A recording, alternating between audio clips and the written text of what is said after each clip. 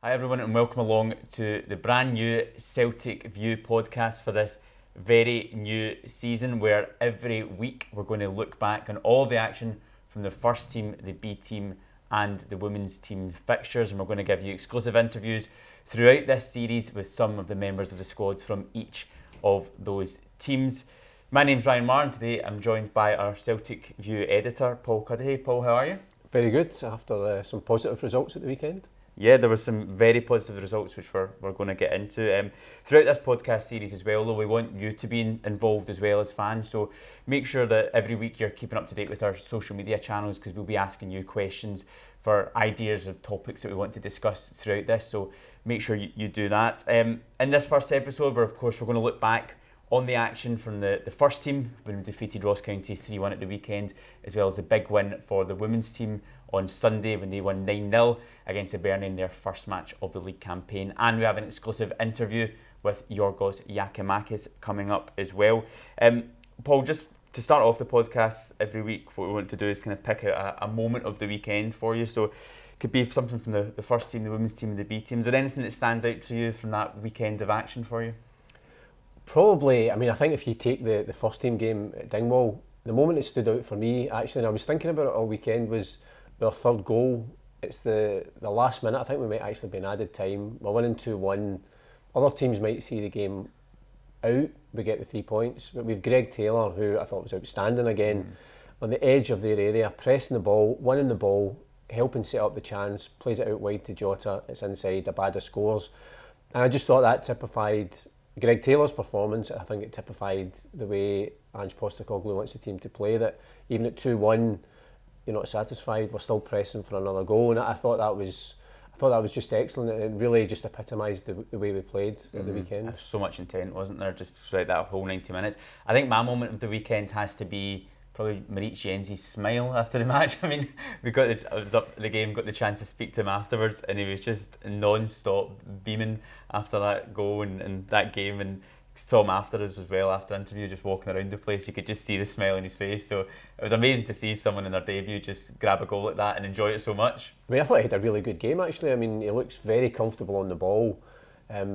Both him and Cameron Carter-Vickers, I thought, were at the heart of quite a lot of our attacking intent. But when you score a goal like that, particularly when they pegged us back to one apiece, and the way he just attacked that ball was brilliant. And as you say, when he spoke to you after the game, it is a dream debut, and then he just immediately, because the fans are right at the side of the pitch, so your momentum just takes you into the crowd. And I think for a new player, that must be a brilliant feeling. What do you think you'd be like if that were you in that situation? I mean, I know I'd be exactly like that, and probably times 100. It must be incredible just to score, and I think it just probably settles him down as well. He had a really good debut, but to mark it with a goal, and it's such an important goal as well, an important time in the game.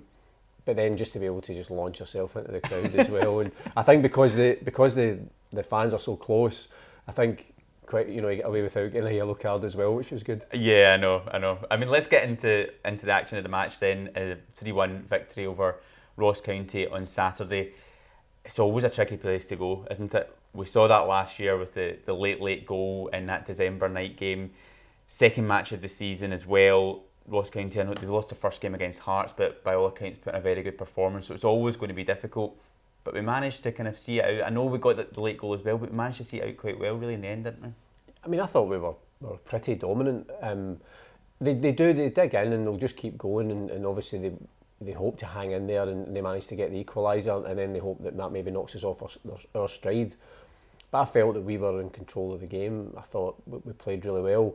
I was quite surprised at times at how deep they played. In that first half in particular, they just seemed to, as soon as Cameron Carter-Vickers got the ball, they just seemed to part and allow him to run forward. And it was a couple of times in the commentary, Simon Donnelly and I you could see the two of us thinking, shoot, and he did have a couple of goes. They kind of closed it up a wee bit in the second half, but I always felt that we were quite dominant. And I think you spoke to the manager after the game about the character of the team. When we lose that goal, having played so well, they just kept going, and we got our rewards in the end. And it's always great. Kyogo got the first goal. It's always great to get your strikers getting goals at this stage of the season, just getting them up and running. And it was a brilliant goal as well. Brilliant move from down that left-hand side, and Jota setting them up. Jota, we spoke last weekend about his wonder goal. But at the weekend, I mean, it was a trio of assists. Because actually after the game, and I think we need to check with him if he did take the ball up the road for a hat-trick of assists, because he was carrying a match ball when they were going up to acknowledge the fans. But his delivery, you know, he did really well. He stayed on his feet and just had that presence of mind to cut it back. Kyogo it was great technique just to play it really tight into the right-hand post. I thought all the goals, there was something, you know, to really marvel at as well, and as I say, Jota was at the heart of that. Another potential moment of the weekend as well was, did you see Jota's little dance after he set that goal up? No?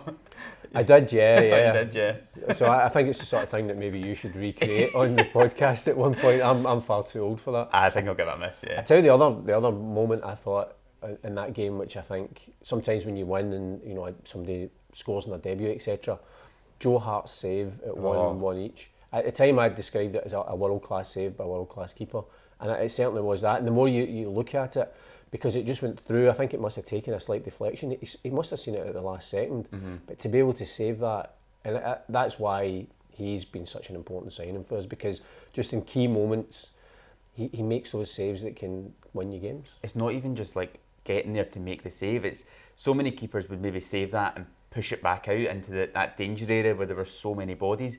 But he saved it and managed to, like, I don't know if he just bounced on the ball or kept a hold of it, but it was just remarkable. And then not long after that, we kind of go up and get that second goal. But that was so crucial. As you said, he's been such a big player for us, Joe Hart. Just in what I loved as well is when he then got the ball and he was going to race forward. He was just kind of giving a few Ross County players a shove as well to get them out of the way. He's just kind of got that winning mentality, doesn't he? And I think as well, you know, we've still got quite a young defence. You know, Cameron Carter-Vickers is just outstanding, but he's only about 24. You know, Greg Taylor's still in his mid-20s. You know, we're bringing in a new young player from Germany. But to have somebody of his experience who's, you know, you can hear him during the game, he's talking them through the game, he's organising them, he's been there and he's done it all. And I think people automatically would look up to him, but I think he also leads by example. And as I say, I think he's been an exceptional signing for us. But I suppose in terms of, we spoke a bit about Moritz Jenz getting that second goal, which, I mean, it kind of felt like the winner. I know Adaba got one in the 91st minute as well, but just what a perfect way to make your debut as a Celtic player and to get a goal to cap it off. I mean, that must just do him the world of good. He did tell me actually when he signed that he pronounced his name Moritz, as in San Moritz. Oh yeah. So, I was thinking that when I heard you interviewing him at the weekend. But he, as I say, he was very confident when he signed. He's very articulate and very confident in his own ability. I think it helps having Matt O'Reilly. They were obviously friends from when they came through the Fulham Youth Academy. That will help him settle in. He's done a full pre-season anyway before he joined us, and even in that glimpse we saw in pre-season, he looks very comfortable on the ball. And you know, I think there's real competition. You know, Stephen Welsh had played really well against Aberdeen. Carl Starfelt is now back fully fit as well. I think when people are discussing it, it's almost like who's going to partner Cameron Carter-Vickers, because he's just been another outstanding signing for us since he's joined. And again, at the weekend, he was absolutely solid. I know, I just can't believe that I'm older than Cameron Carter-Vickers. I mean, he's just, I feel like a little boy when I'm next to him. He's just so big and so fast as well. We saw that again in an Aberdeen game. He's like deceptively so quick that you don't really think he's got that pace about him, but just so calm and so assured. And the fact, I think we're only 2 games into this season, but you can already see that mentality is still there from the back end of last year, that potentially that might have been a game at the start of last season we may not have got over the line, but we just still have that belief constantly in what the manager wants to do, and most of the time that gets you over the line, and there's just so much belief in the squad, isn't there? Also, I think the big difference from last season, which I think the manager's already spoken about, is the strength that we've got in the squad. Because last season, you know, if we lost, for example, if our central defender was missing, then you know you're starting to think who's going to play there on midfield. So obviously Stephen Welsh doesn't make it the weekend. We can bring in Moritz Jenz. Rio Hatate's rested. He took a couple of knocks against Aberdeen. We bring in somebody of David Turnbull's quality. So it means then you're not in any shape or form weakening the squad. It's just as strong. And then when you look at the bench, the players that you can bring on who then have an impact in the game, I mean, that's a great thing for us to have. And it's a big difference from last season, because the manager's now had a full year with the team, but then been able to bring in the players he's wanted. And, you know, as I say, when you bring in somebody like Adaba to replace somebody like Maeda, who I absolutely love, then I think that's a brilliant position that we're in at the moment. And what a goal that was as well from Adaba. I mean, obviously all the pressing we spoke about, the intent in that 91st minute, but the finish as well. I mean, the turn and the swivel and the bend that in the far right corner was just incredible. I think last season, there was so many new players that came in and made such an impact, and I think at times people maybe not forgot, but because I'm maybe talking about the impact of Kyogo, and then when Hatate came in, for example, and even when Giakoumakis went on this goal-scoring run, Adaba, for me, from the word goal, was so consistent. I mean, I think he scored 15 goals for us last season. He was a brilliant signing for us, and it had made a real impact, and I think he just looks as if he's carrying that on. He's only 20. I mean, he's still got, you'd expect so much more that he can improve on and get better on.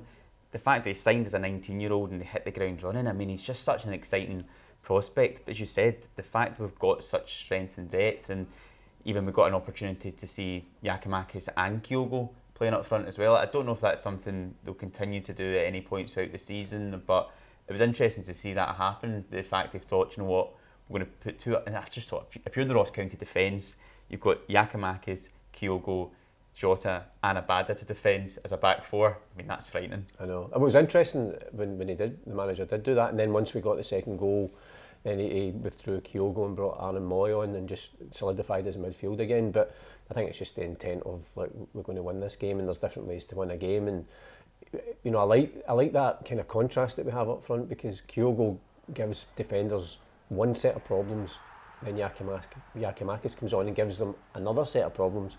So I think it really keeps defences on their toes. Well, I mean, Giakoumakis, he's moves us on nicely to him. We managed to sit down with him to talk about the start of the season and to get his thoughts on how things have been going so far this year. So let's listen to that now.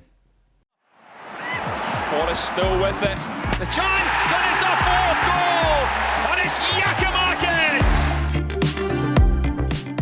Anthony Ralston trying to take it to the byline, does well, a great cross, and a chance, and it's finally the opening goal for Celtic. It's a second goal for Giakoumakis.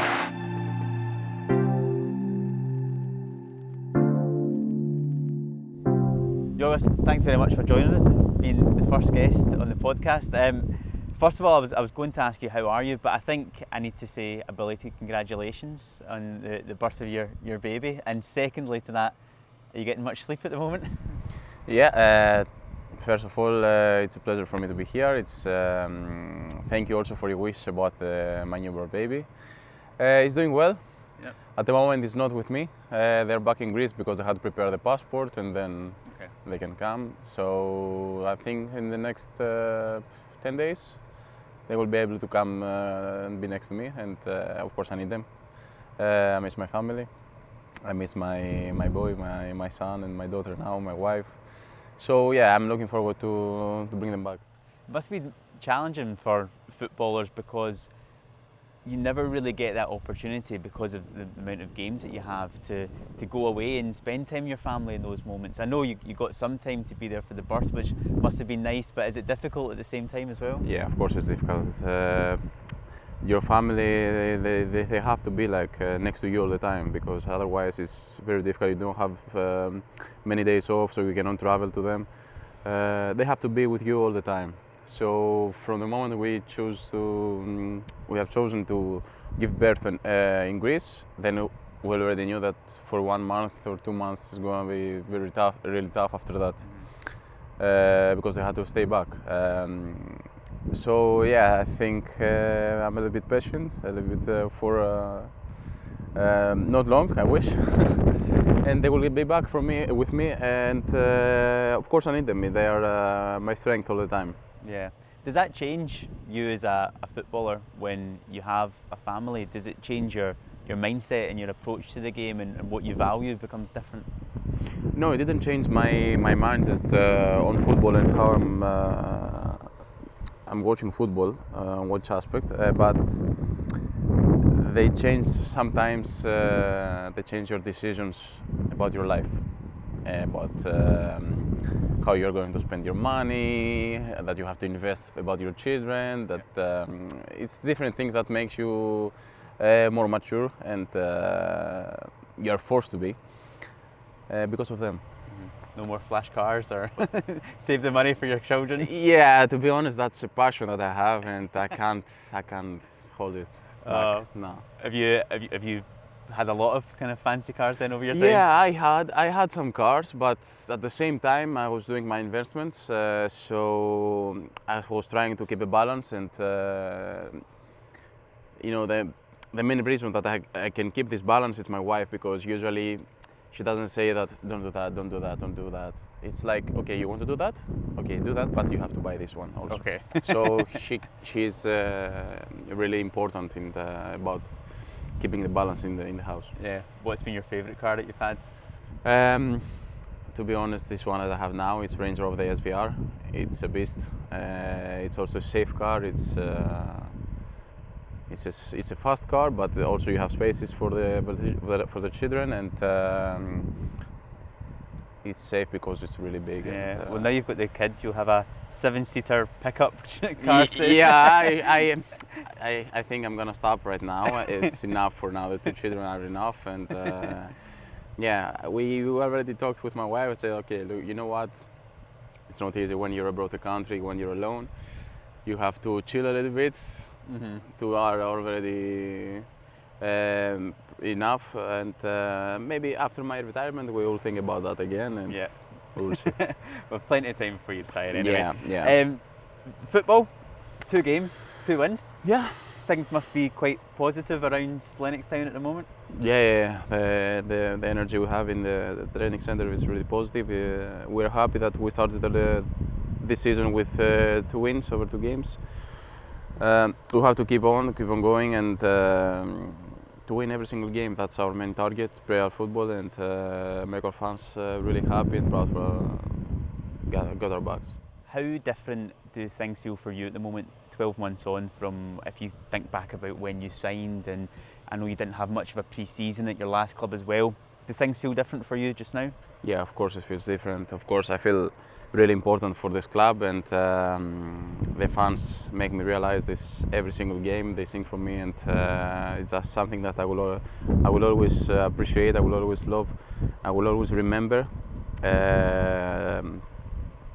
and that's one of the reasons that I will try to give my best in the field for this club, and to score some goals, because I already miss scoring some goals and celebrating with them. Mm-hmm. When you came on against Ross County, the fans were singing your song. Have you heard it? Do you like it? Yeah, of course. I love it.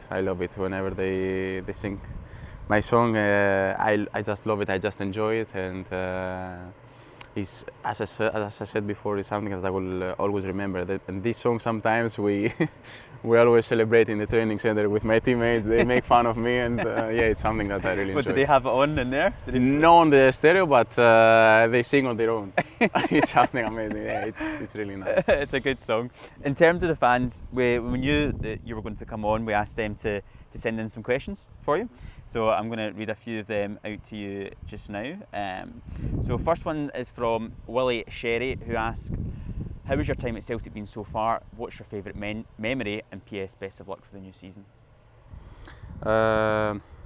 As we said that before, that I feel very good right now. I feel settled, and I'm really happy for playing about this club, on this jersey, under these colours. And my favourite moment, I had many memories, many positive memories from last year, and of course was the goals that I scored. But the best memory was when I scored the goal against Adaba away, and we just settled the title. That was the best memory I had, and also then when we had the trophy day, we enjoyed with fans. It was really nice. That's a good few days, wasn't it? Yeah. Next one comes from Marion Morton, who asks, what is the favourite goal that you scored from last season? Maybe that Dundee United one, or something else? No, I would say the last game, the overhead kick, because not only because it was a beautiful goal, but because I was on the run again to be like a top scorer. Yeah. So I knew that I had some time more to score the second goal at least and to join the top scorer position. So what I did, and it was the best goal that I had. It's a lovely goal as well. The next one comes from Johnny24, who asks, who's the most annoying player in the team? In the team? Yeah. Maybe someone that's just always loud or something that's always kind of getting you up. Annoying. Maybe annoying is quite a strong word, but like someone that's. No, I always. Yeah, it's not annoying, but I always have so much fun with Adaba. He always. I face him like my little brother, and I always try to teach him up and make fun of him. He's a funny guy. He's a really funny guy, and the way he speaks English and everything he's trying to do is so funny. He tries, though. He tries. Of course, he tries. I remember last year when I first came here, he couldn't say even like good morning or something. He didn't understand, but he gave an amazing effort, and now he can have a proper chat. I can tell. Yeah, but it's still funny, so he will be always funny. Brilliant. Now, to end with every time we get a guest on, what we want to do is do a quick fire 60-second quiz. So you're the first guest we're going to have on, so you can set the highest score here, obviously, since you're the only one. Set the standard for the rest of the season for everyone else we get on. Okay. And what we'll do is, every time we get a guest on, their score will go up against yours and see who wins, right? So I'm going to put 60 seconds on the clock. To do what? So we're going to ask you questions all about kind of you, your teammates, Celtic, everything. Mm-hmm. Okay. Quick fire. See how many you get, okay? Yeah. You ready? So 3, 2, 1. So you made your debut against which team? My debut was...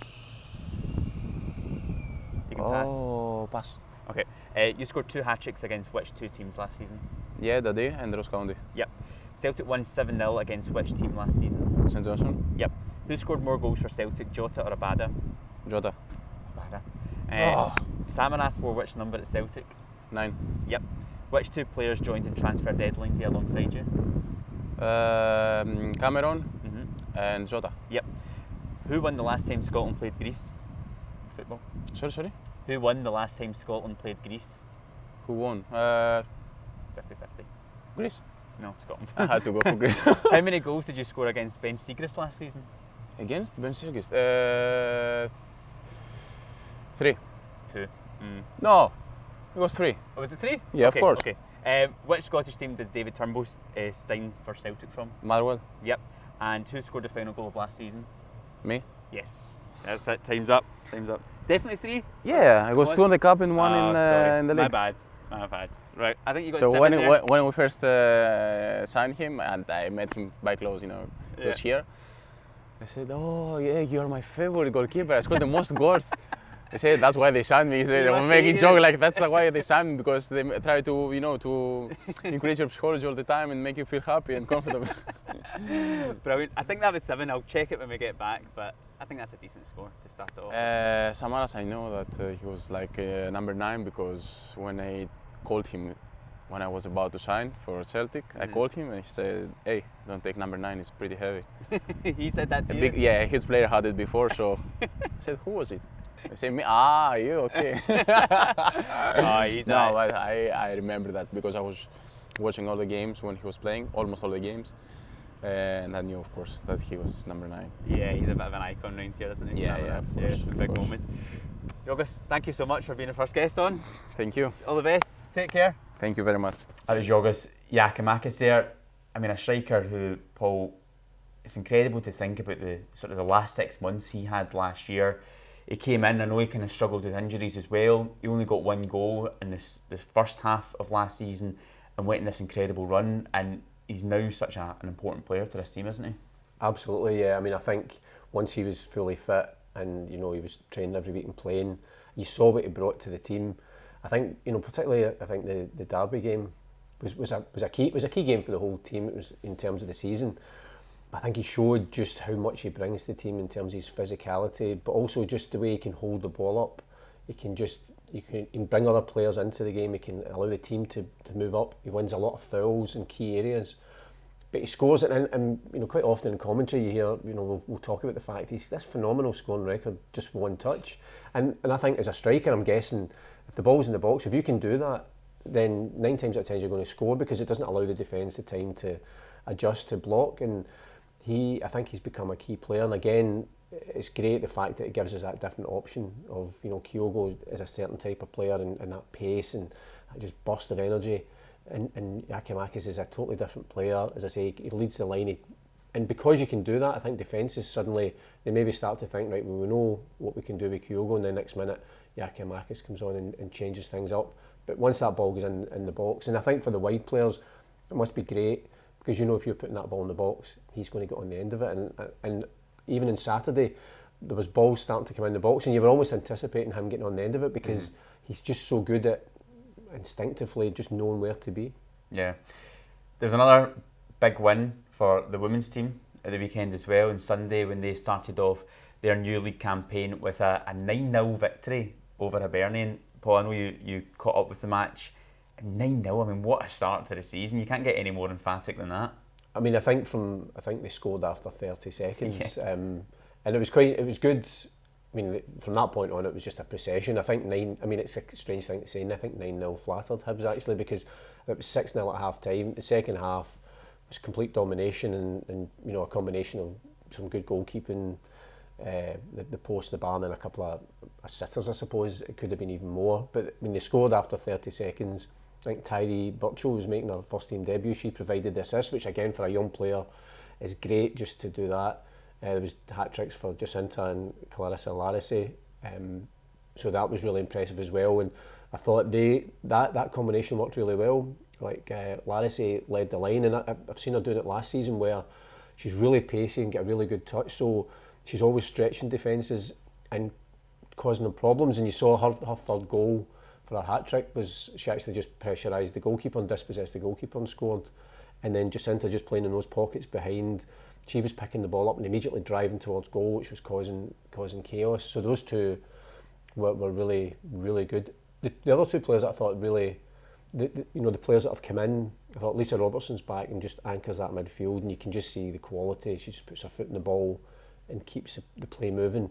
Amy Gallagher, who joined from Hibs, she did a great game, scored a couple of goals. Was really unlucky. She had a brilliant chance that hit the post in the second half. Brilliant play down the left hand side. She looks as if she'll be a real player. And then Lucy Ashworth Clifford, who is a left winger, I thought she was outstanding. She gave the team real width. Her first touch was brilliant, and she just was immediately driving towards the right back, getting past them, putting in some amazing balls. There was one of, I think it was Jacinta's second goal. The ball was just played out wide to her. She just moved forward, swung it into the box, brilliant delivery, and the ball in the back of the net. She looks as if she'll be a real asset for us in terms of her attacking play. There's so much positivity around the women's team off the back of a very successful year last year, winning the Cup double. So to then start off a league season with a 9-0 win, I mean, their confidence is just going to be sky high at this moment in time in terms of trying to match those achievements of last year or trying to even go one better. I mean, I think it was one of those ones. Hibs traditionally are quite a difficult team to play against. They've gone professional, so I'm not sure if they were thinking, from a Celtic point of view, thinking that might be more difficult, because obviously they're now professional, they're training full time.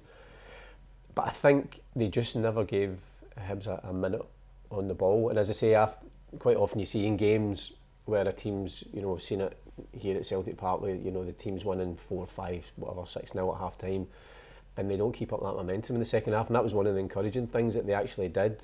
And even the players that were coming on, it was just, as I say, they scored 3 goals in the second half. It could have been another 3 or 4, and that's a really good start. And I think it just gives them confidence, because I'm guessing that again it'll be a 3-horse race between ourselves, Glasgow City and Rangers. Those are probably the 3 teams that are just at a different level from everyone else.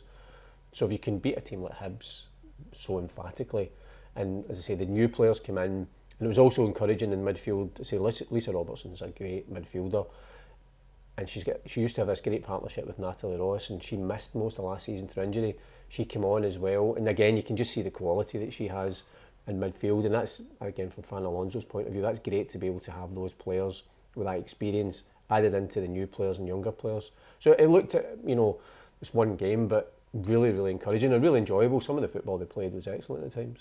Because there was so much change as well in the summer in the Celtic team. A lot of the players from last season had left, and Charlie Wellens, who scored so many goals, left the club. A lot of new players coming in as well. So there's almost a kind of new feel around the squad, and I imagine it's still difficult when you're bringing in so many players to try and make sure you can hit the ground running. So to get such an emphatic win, it just shows that everything they must have been doing in pre-season has paid off, and it must just give them so much excitement about what could potentially happen then coming into the new season. I mean, I think there's still that that feel-good factor from that Scottish Cup final win, which was just incredible. I mean, if that's a way to win a cup final, down to 10 players and then you score an extra time to win it. So I think there's that confidence of winning trophies now, so they're winners. Obviously the target is the league. If they can do that, that's going to be really difficult. But as you say, they've lost some players, but even up front, I mean, the goals focus, and obviously that's a lot of goals you're taking out of the team with Charlie Wellens leaving.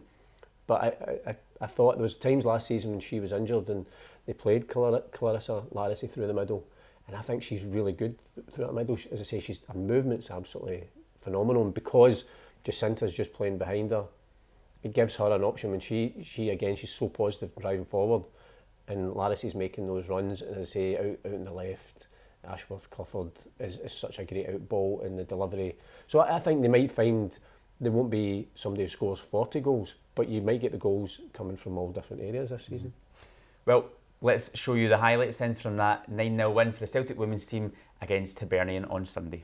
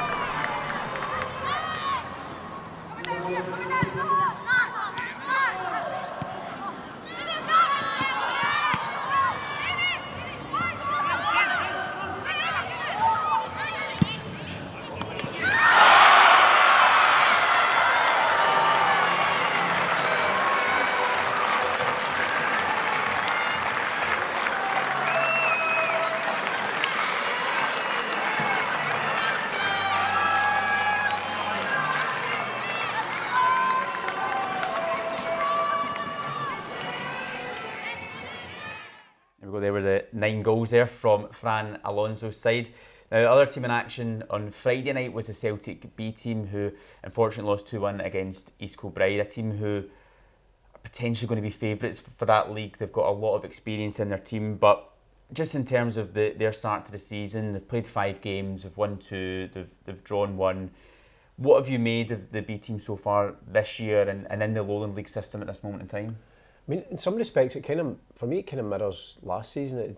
I think the longer the season went on for us last year, we started to pick up, and we were up quite near the top of the table towards the end of the season. I think they just got into a rhythm of playing those 2 games a week and kind of familiarising themselves with the opponents, because it's a league where there's a lot of good teams, a lot of tough teams. As you say, East Kilbride are one of the favourites to win that league and then have a chance to follow Bonnyrigg Rose and actually get into League 2.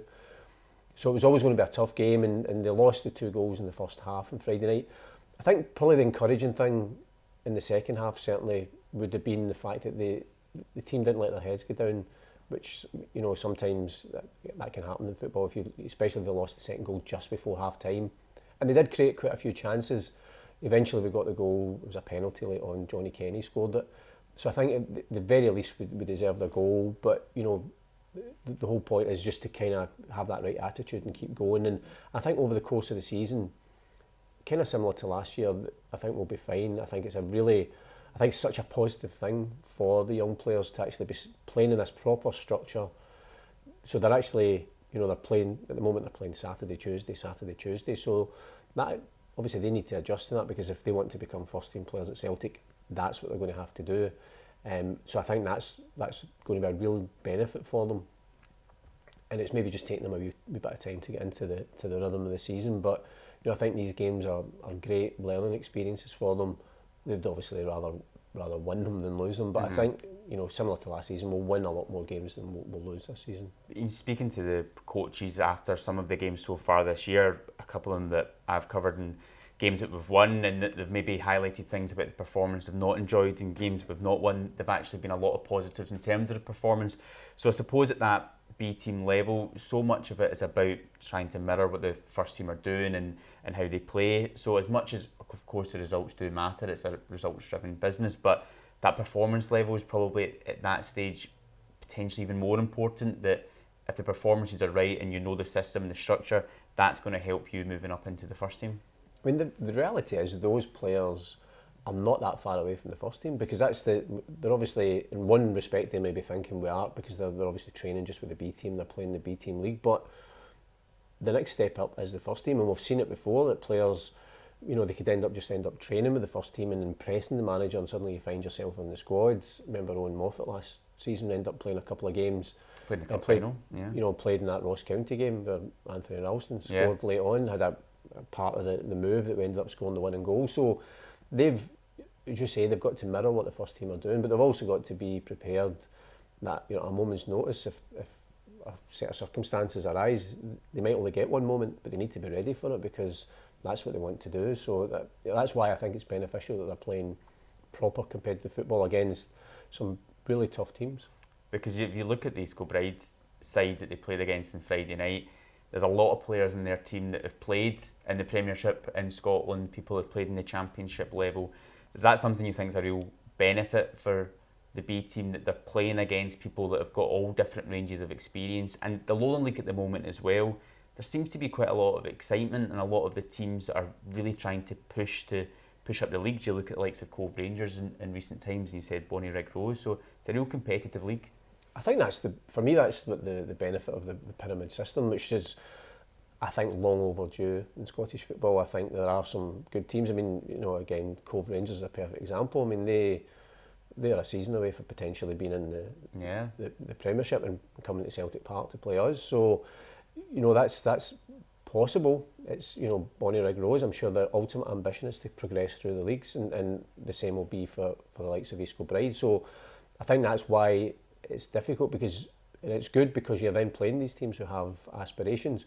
You're also playing teams where, I think we played Spartans last midweek, and it was a very physical game. So there's teams as well that, there's maybe a different physicality, because we've got a very young team. Some of the boys are only 16, 17, but they're playing against guys that are, maybe a lot stronger, a bit older, and quite happy to hit, kick a guy in a green and white jersey. But that's all part of the learning experience. Yeah, because it's changed so much over the years. The youth setup, where it used to be before the old reserve league system, where you would be playing a lot of time alongside players that were maybe first team regulars that were coming back from injuries as well, and playing against teams as well that would be playing against those types of players. So it's getting that kind of mix and that balance of getting competitive first team football against experienced pros, but also having that opportunity to sort of learn and develop at the same time.